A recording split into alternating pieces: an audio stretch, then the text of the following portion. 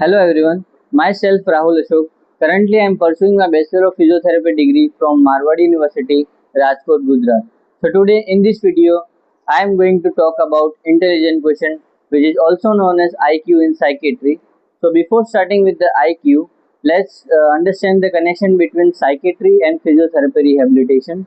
So psychiatry helps us to understand the mental, emotional and behavior aspect of the patient.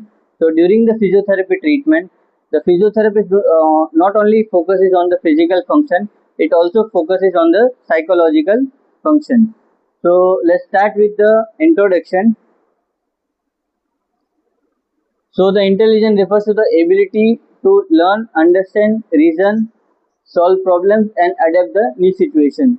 So in simple words, it is the ability to how to learn, then how to understand any situation, reasoning and solve the problem from any complication and adapt the new situation. Then the main thing, IQ, that is the intelligence quotient. It is a standardized measure of cognitive abilities, means it measures the cognitive abilities and compared with the individual of the same age group. So we check the persons and compare with the normal one, and it is an assessment technique. So IQ assessment is commonly used in the psychiatry to evaluate the cognitive functioning. Now we'll discuss the definition of IQ. So intelligence quotient is a numerical score obtained from the standardized intelligence test. So this reflects the abilities such as the reasoning, memory, problem solving, verbal and non-verbal skills.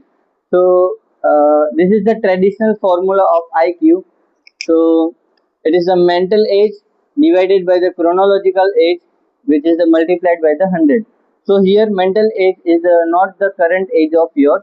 It is a age in which persons perform the intellectual abilities. So suppose if we take an example of a 10-year child. So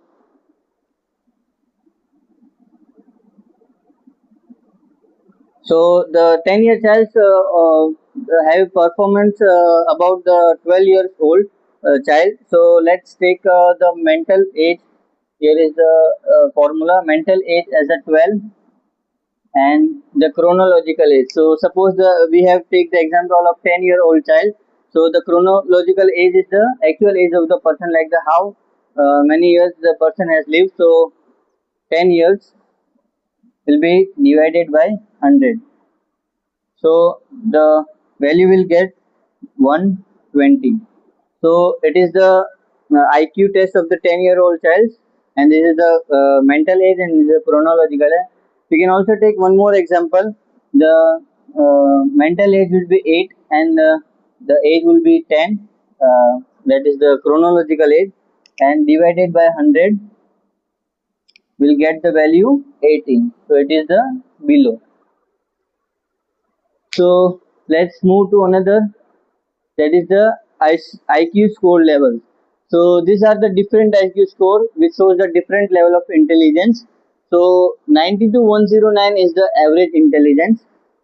110 to 119 is the above average we have seen here. So this is the above average, and 120 and above is very high intelligence, and below 70 may indicate the intellectual ability.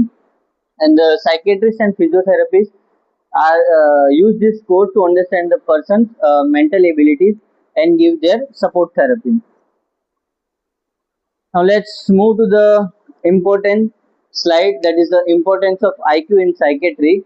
So in psychiatry, IQ is important because it helps the doctor to identify the learning difficulties. Means if the person has any difficulty in the learning, and it also helps in the diagnosing the intellectual ability.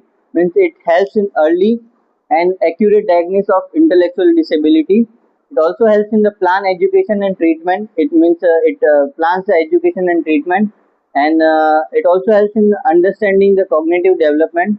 So IQ tests are also useful for children who have difficulty in schools or communication problems. Like if the student has any difficulty in communication or in school, so IQ test may help in that situation.